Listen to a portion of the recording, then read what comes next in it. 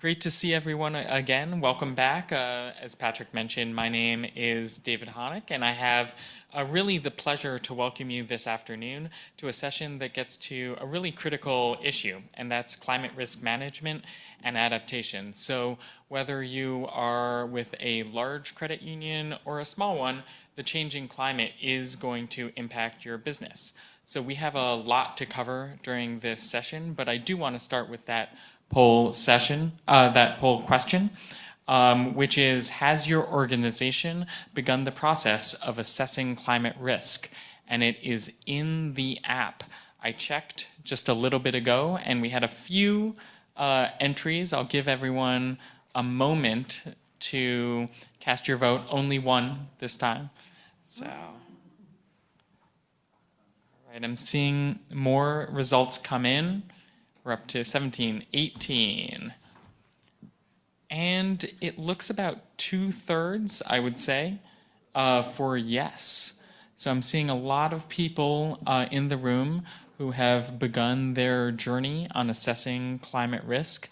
And regardless of if you have or if you haven't, I think that the information that our panelists are going to share today is going to be quite applicable to you. So I'd like to start off by handing the first question over to you, Sheila. And I'm wondering, just from a very high level, if you can talk to us about the impact of a changing climate, and just share with us what that's going to look like. Sure. So I do have slides to make this all concrete. Should I think Rocky has my slide.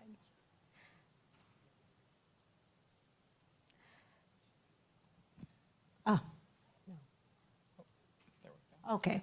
So if you move to this yes. So just to set everything into context, and this is probably not a secret to everyone, this is the impact of rising temperatures and extreme heat days in the US. Apologies to our Canadian colleagues. This is very US-centric, but I hope it gives you an idea of climate risk. So to set things into context before I respond to David's question, extreme heat conditions, extreme heat is one of the most critical climate signals for climate risk analysis. And if you see here, from 2020s over the next 3 decades, extreme heat conditions will rise across every county in the United States. And so this compounds a lot of other physical hazards that use temperature as the climate signal. And that's water stress, for example, drought, wildfire, and even hurricanes. Moving to the next slide here, this is drought, what it would look like between 2020s and 2050s. And if you see here, the red areas are moving closer to the east side of the country. So it exacerbates, basically, everything is exacerbated by the 2050s. And so going back to David's question, and Rocky, I'm going to ask you to move this slides. Another one? Yes. So the impact of climate change is really financially, it's going to rise. There's the anticipated rise in the cost of climate change.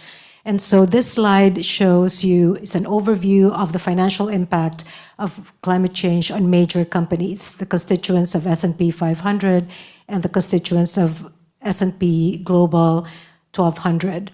And you see here in the 2050s, you know, there is a financial cost that's accounting for all of the constituents of those indices, and by 2090s it is significantly going to double.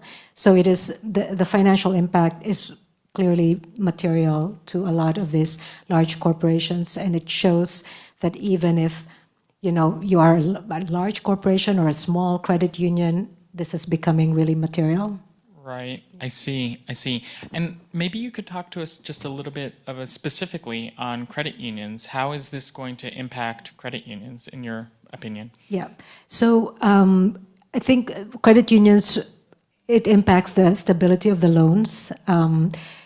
It impacts, I think, basically on the loan front, the creditworthiness the creditworthiness of loans and members.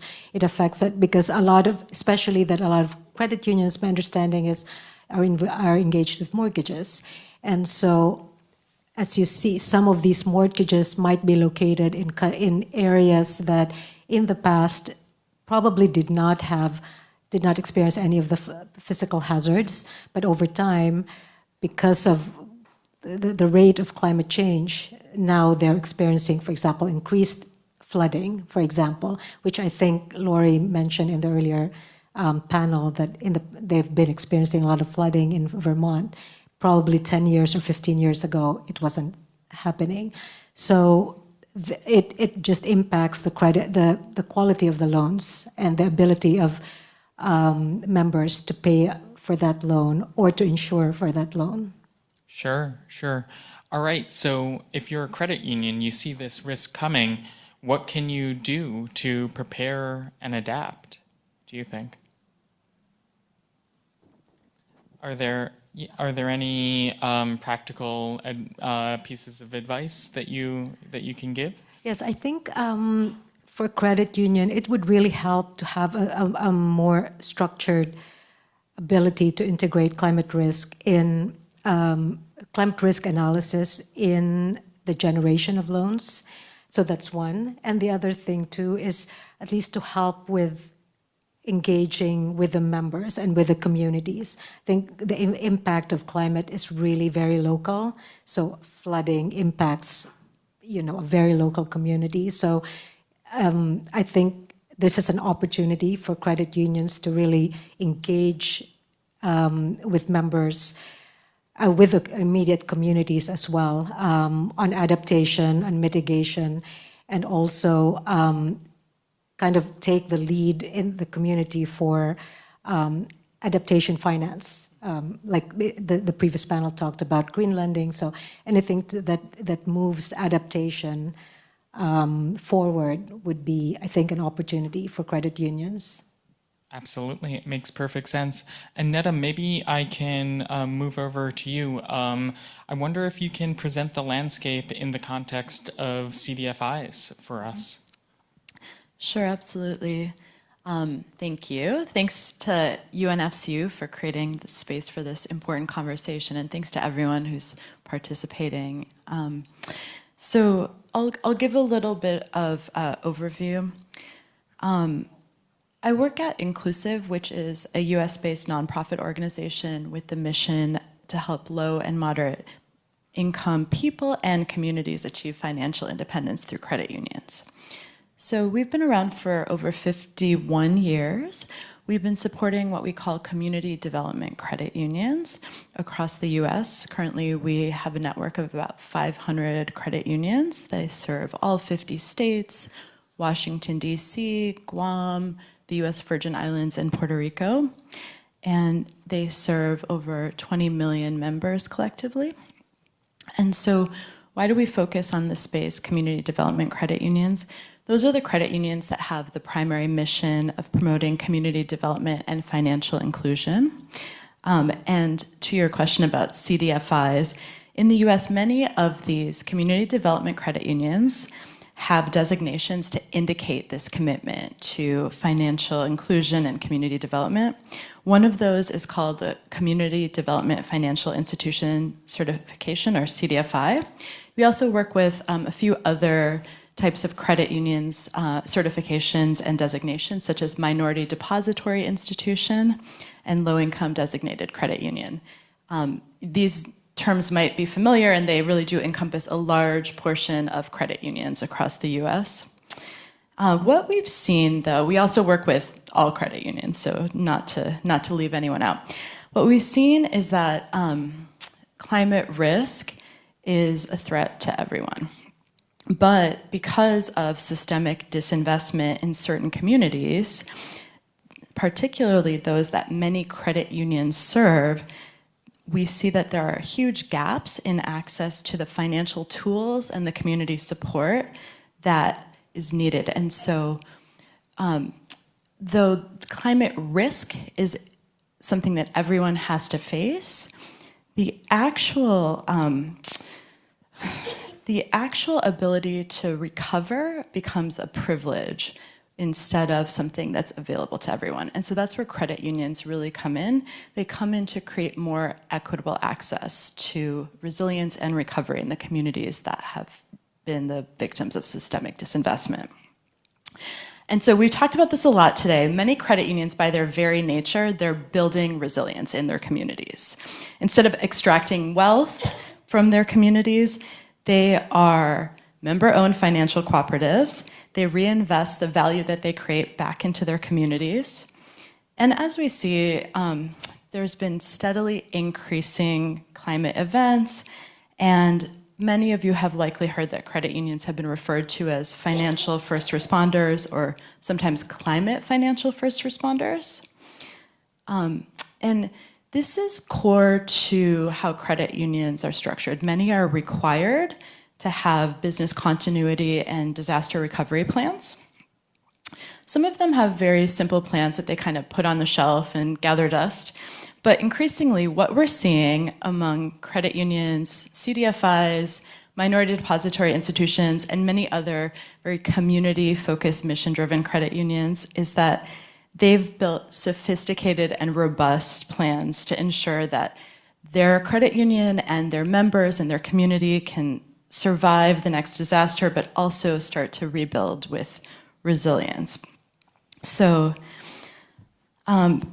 credit unions are becoming experts at managing climate risk in their communities. And what we've seen is that in many communities, those lessons learned from credit unions that have faced a really horrible climate event, something that can be taken and shared with other credit unions so they're better prepared. That's one of the reasons why Inclusiv formed our Center for Resiliency and Clean Energy back in 2019. We saw credit unions were acting as climate financial first responders, and we saw that what the programs and solutions they were developing could really be available to many, many credit unions, and they could serve and help so many people.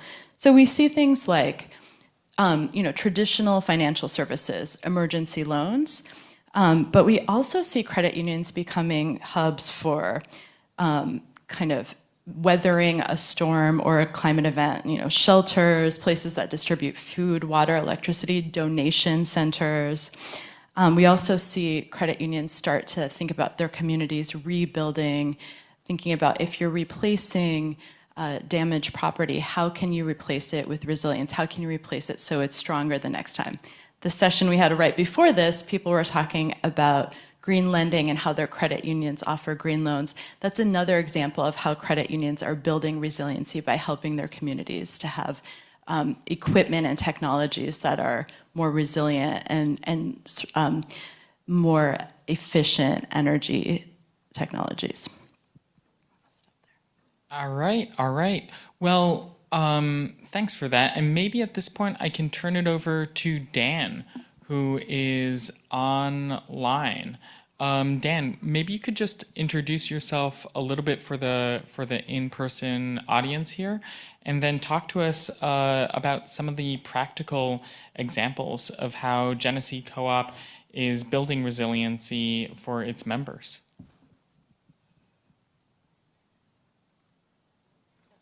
Hold on one second, Dan, if you can hear me. Sorry, I was muted. There we go. But it's echoing. I'm Dan Apfel. I'm the CEO at Genesee Co-op Federal Credit Union in Rochester, New York. We're a 45 million in asset credit union, so we're much smaller than most of you there, I think. And we're in one of the poorest cities in the United States. We have high childhood poverty, and it's a very low income community, high majority minority location. So thank you. So we're 4,500 members. We've been a community development credit union really since we started, and have been a certified CDFI, like Neda mentioned, since the 90s. we're really small. So we've done 2 million in energy, clean energy lending, including solar, geothermal. We also do electric vehicles.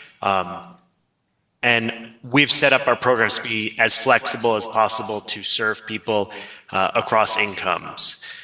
We also, and I'll talk about it a little bit more, but we participate in advocacy and education around energy and affordability issues. So we're not just looking at our own operations and our own members. So one of the things that we've done, so we try and think about energy holistically and energy and climate holistically. We've been trying to help our members for 20 years looking at sustainability issues or more.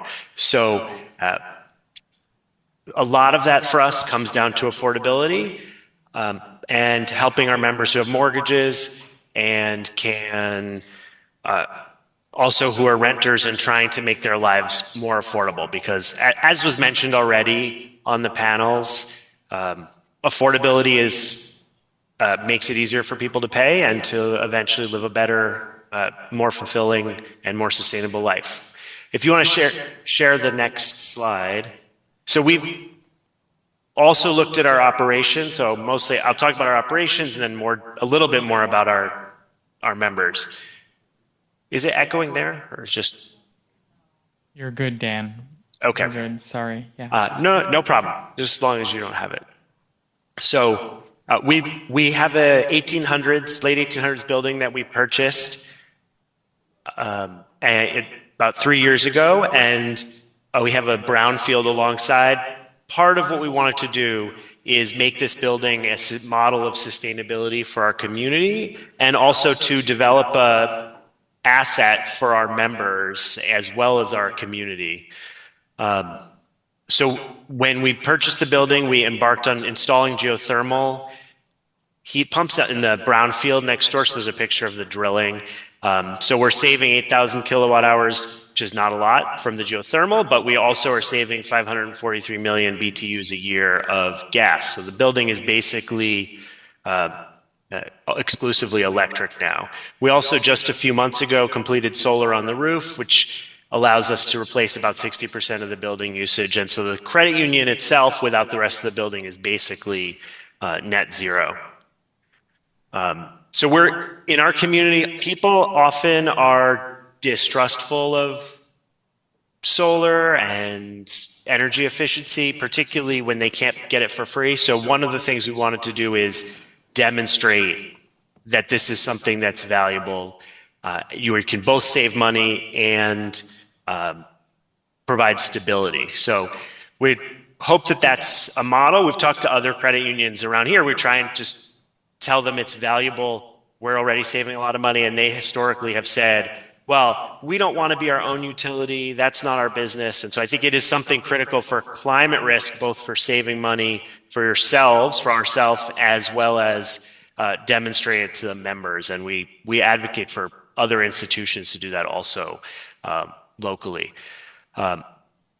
We also like to think about, talk just a little bit about electric vehicles, that for lower income people in our community, it's a struggle to afford a car, especially with the high cost of vehicles over the last few years, as well as the variability in the cost of insurance and gas. So electric vehicles really makes a big difference. And so we've substantially lowered the interest rates for people with electric vehicles, knowing that it's going to cost them less and make it more affordable. We've also partnered with NYSERDA, which is our state energy research and development authority, that supports a lot of clean energy lending.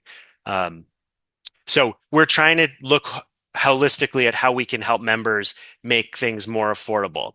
One of the biggest challenges, and it was mentioned briefly in the previous panel, is insurance. Our members, even though Rochester is a somewhat more climate secure area, we have less major disasters, and there's credit unions doing amazing work supporting people through disasters. We haven't had that, but we still have people who have air quality issues. Many people who don't have air conditioning are having air quality issues when there's forest fires over the summers. And we're really trying to think about how we can help our members become more stable through all these climate challenges. I don't want to. I'll leave more time for questions, but the one thing I want to say is we're small. We can't. We don't have the resources for spending lots of time and energy on data, but we still try and bake climate into everything that we're doing as we think about all the different kinds of lending, and from mortgage to auto loans, even to small commercial lending that we're doing. Dan, thanks so much. I actually do just have one follow-up question on what you were mentioning, and that's the comment on some of your members being distrustful of some of the products that you are potentially trying to offer. Could you give us a little bit more information on why they're distrustful? Is it that they don't think solar works, or is it something else? I think people, it's not our products, but the installers. People are afraid that they're going to spend money and not get back what they're sold, or maybe that it doesn't work, but it's more just they're afraid to get into this, and afraid of working with contractors who they don't have a relationship with. And so for some people, we're able to help be that trusted partner. Just as an example, we did a solar loan for a lower income person recently, and it turned out they were told from their installer that they would qualify for the tax credit. We said, I don't think you're going to qualify for the tax credit. The loan was affordable on paper anyway, so we did it, but they ended up being very angry with the installer. But because we kind of tried to disclose everything that was happening as through the process, we still have a good relationship with them. But it doesn't take very many of those to kind of sour people on and a community on installing solar, for instance. Sure, appreciate that. Thanks for that additional context. And just one final question for you. You've talked a lot about your products, and as you've mentioned a few times, you're certainly on the smaller end of credit unions. But have you been looking at your own operations much in terms of sustainability? I think we try and bake sustainability into everything that we do. That's including from our building to encouraging our members to buy electric cars. We're putting in charging stations as we upgrade our area. And we have long focused on trying to reduce the impact of our operations. I think we don't do it in a data-centric kind of way, because we don't have the capacity to do the monitoring, but in all the decisions we make, we try and reduce plastic, reduce the impact of the things we're purchasing, buy sustainable products as much as we can, and talk about that in our relationships too. Thank you so much. All right, Ceres, I want to hand it over to you, both Steve and Ava. I wonder if you can give us a little introduction on yourselves. Yes, absolutely. I have some slides if we could pull those up, and I will kick things off on our end. Yes, we see your slides. Great. Okay, I can too. All right, so if we could go ahead to the next slide, I can go ahead and introduce Stephen and I. So I'll start with myself. My name is Ava Gulino. I'm a program associate on the Ceres Accelerator, focused on our financial institution work and our financial regulator work streams. And I'm joined by my colleague, Stephen Rothstein, who is the Chief Program Officer at Ceres. So if we could go to the next slide.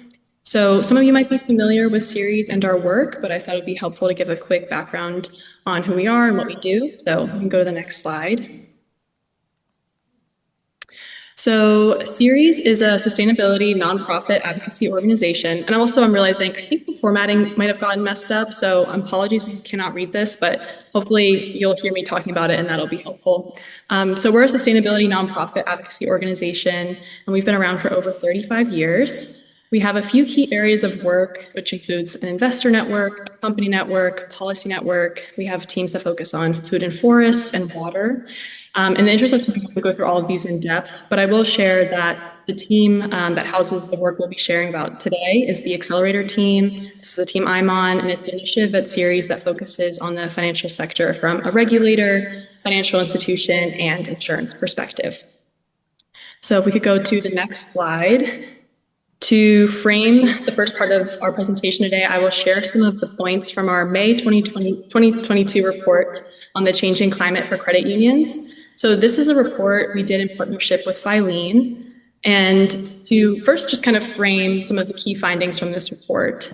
So on the physical risk side of things, the first key finding was that more than 60% of all US credit unions and at least 1.2 trillion in credit union assets are at physical risk from climate change. And then on the transition risk side of things, so for federally chartered credit unions, which represent 141 billion in assets, they face a high degree of transition risk.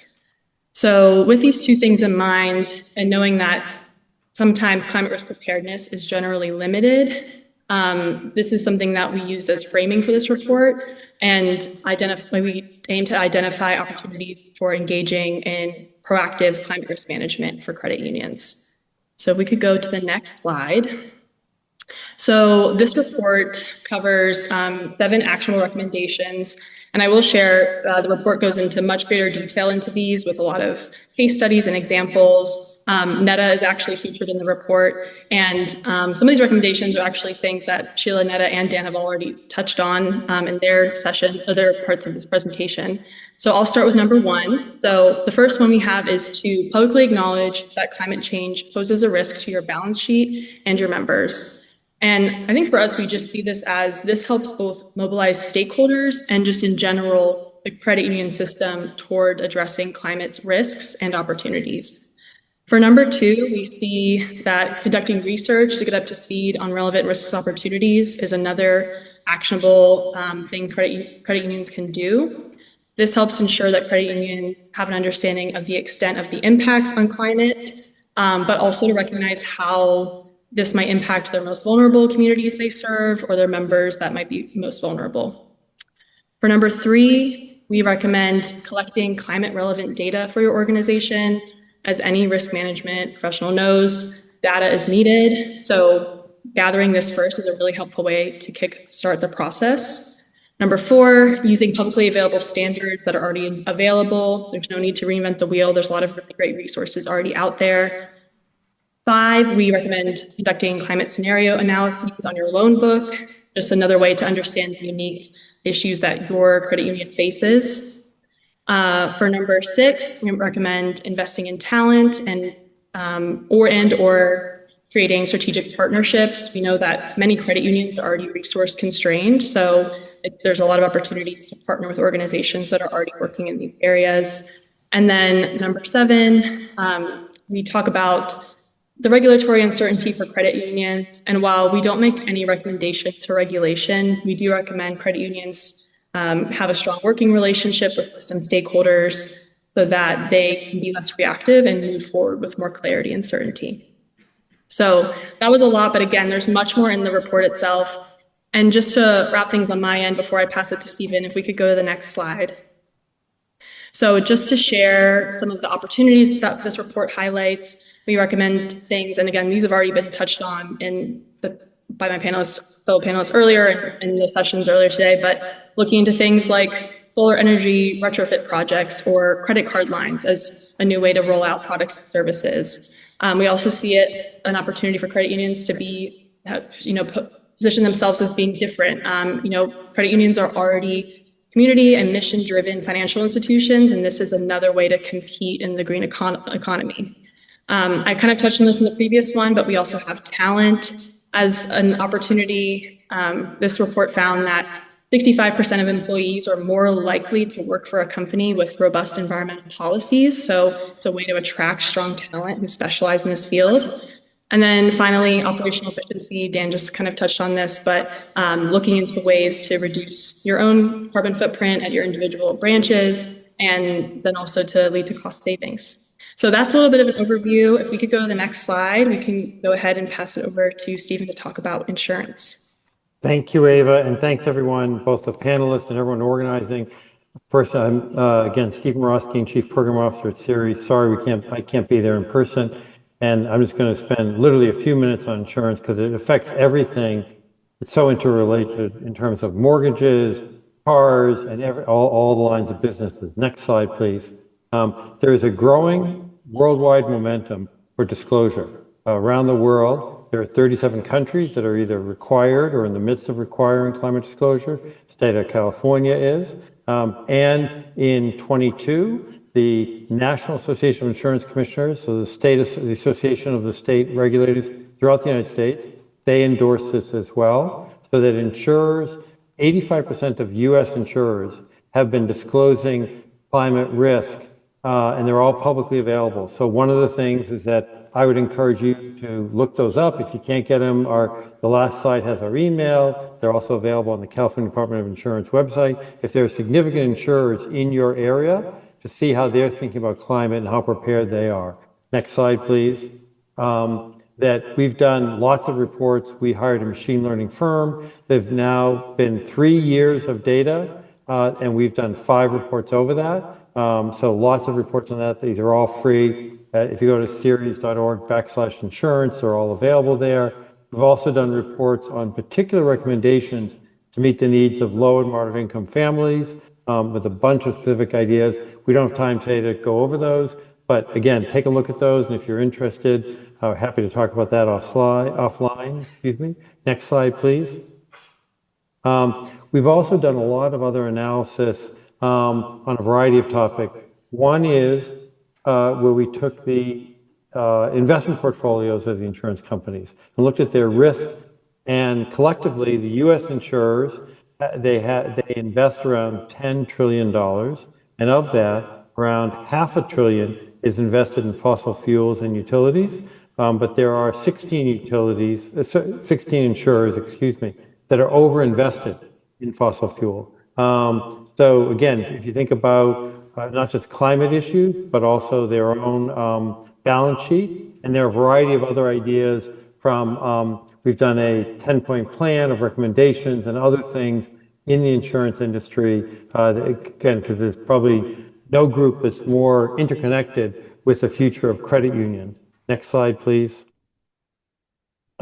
This is, I briefly mentioned, a 10-point plan. I'm not going to go over things now, but in detail, let's give you a few examples, but you may want to talk to big insurers in your area. For example, why do you have 5, 10, 20-year mortgages, sometimes 30-year mortgages, and a 1-year insurance policy? If people thought, if had a 3 or 5-year insurance, they might think differently about long-term.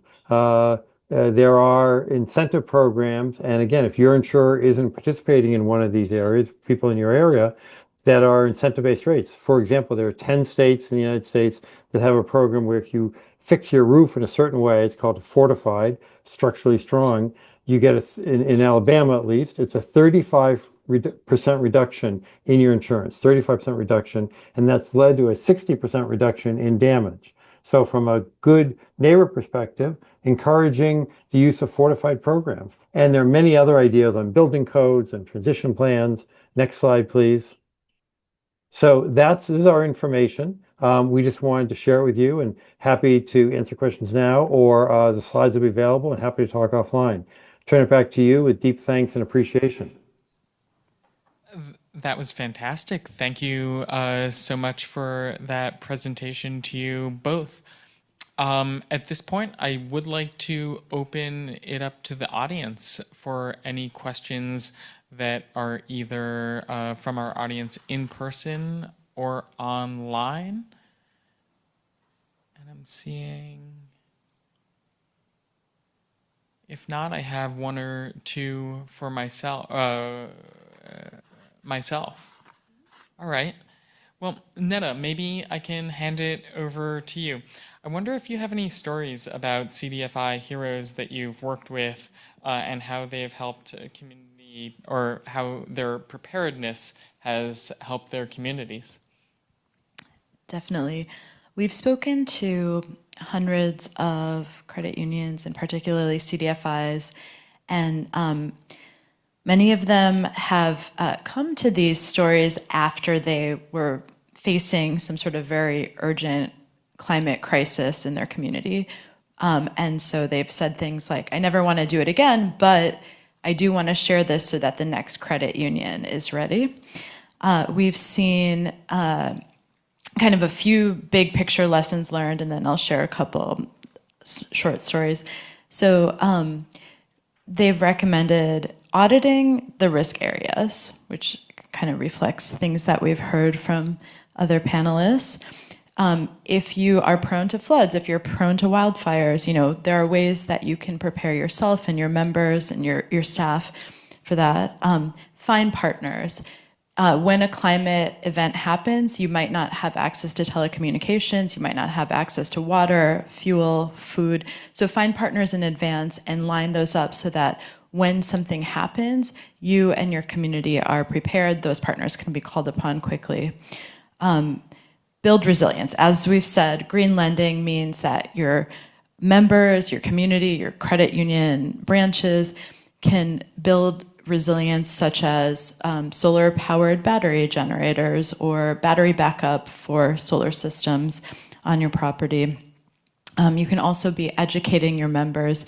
We see credit unions talking to all their mortgage holders and saying, we're in a wildfire area. Here are the things that you can do for your property so that it's going to be protected when the next wildfire does happen. That both protects the financial portfolio of the credit union and it protects the safety of the members.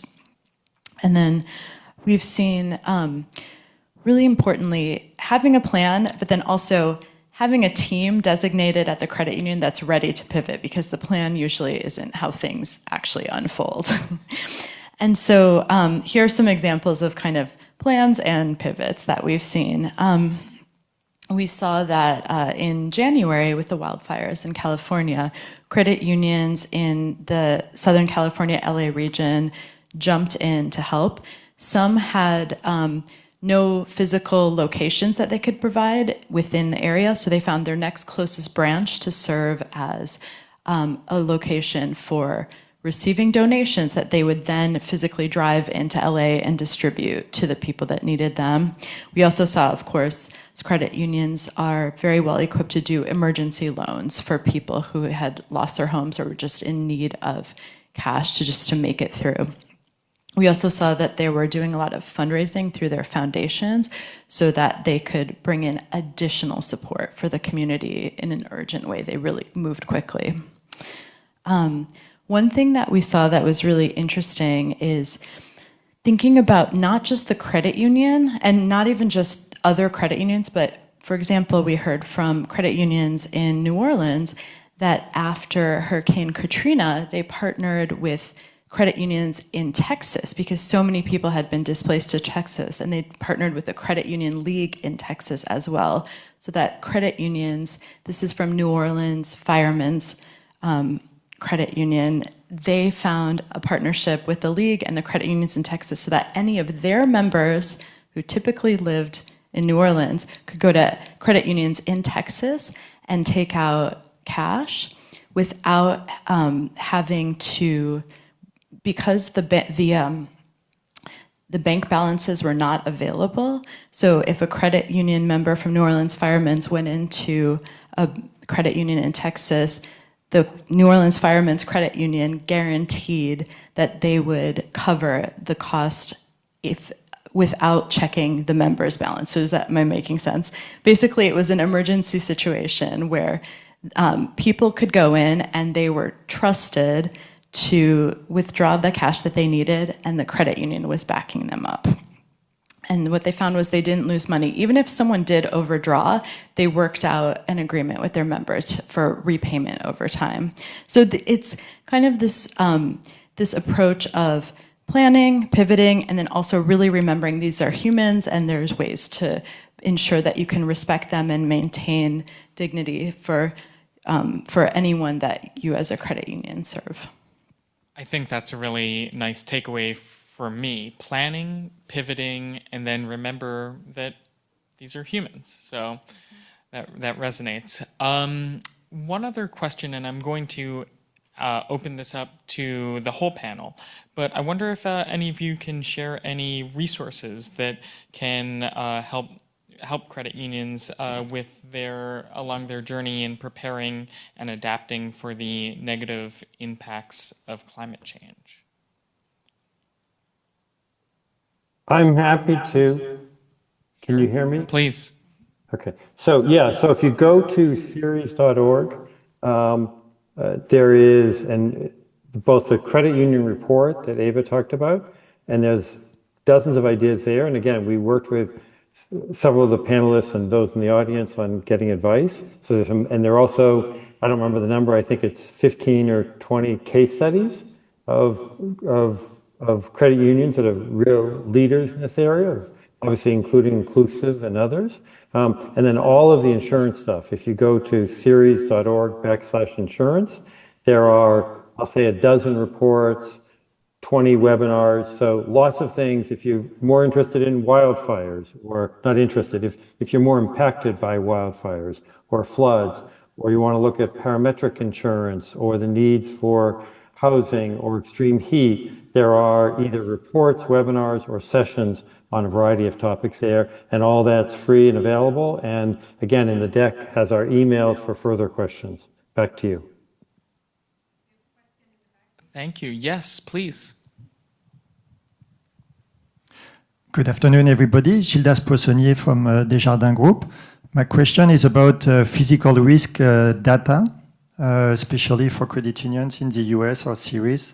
Are you aware of any credit union that is using actual granular data provided on physical risk on flood or fire to inform their decision making? And if so, where does that data come from? I'm wondering if it's at the state level, federal level, or if the data is not available.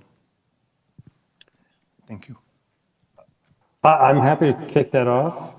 So first, the federal government had extensive data from NOAA. That has been taken down, a lot of the information. But it is, if you go to the Wayback Machine, that was reserved there as of a certain time. But another group just took over that data and they started to update it again. So, and I will try to think of it or if you can't find, I think you can go online and find it. If not, email me and I can find it for you.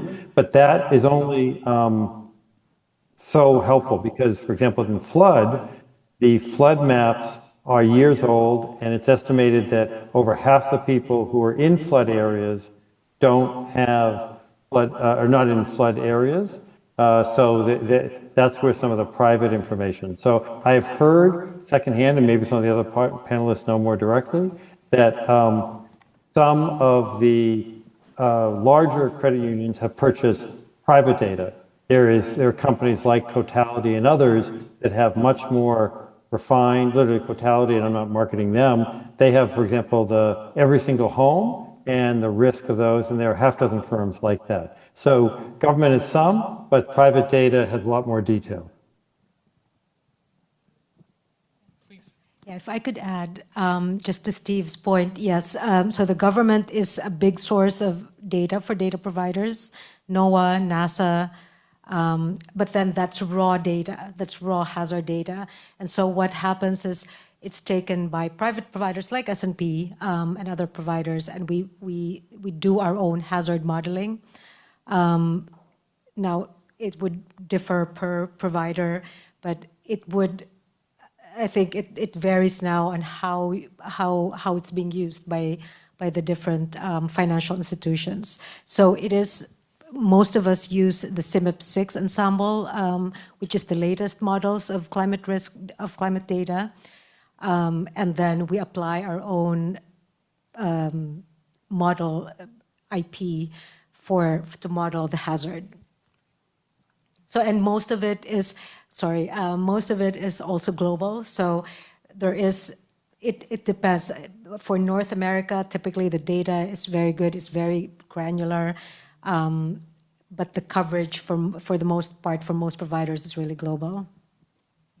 Actually, you answered the question that I had for you, which is how granular can you get with that data? Mm-hmm. Can you kind of drill into a specific property and think, well, you know, if the flood is, say, 2 feet high, this is the impact, whereas if it's 4 feet high, this is the impact. How much of a sense can you get? Yeah, so the resolutions for flood, especially, the resolutions are getting higher. So now you have flooding resolutions at our level that would be around 30 meter by 30 meter or 90. It just depends on the region. But for example, for North America, it would be 30 by 30 meter. And so based on the flood depth, we would be able to calculate the projected losses through several decades. Usually for us, it's about 8 decades, so 2020s to 2090s. So we would be able to project at least the exposure to flood for every decade, as well as the financial loss, the projected financial loss. And of course, these are just caveat that these are projected, these are estimated. Things could still change, but at least based on what the data is today, that's the projected for 8 decades, if you will. I see. It sounds like a pretty powerful tool. I just want to see with the gentleman in the back if that answers your question or if you have a follow-up.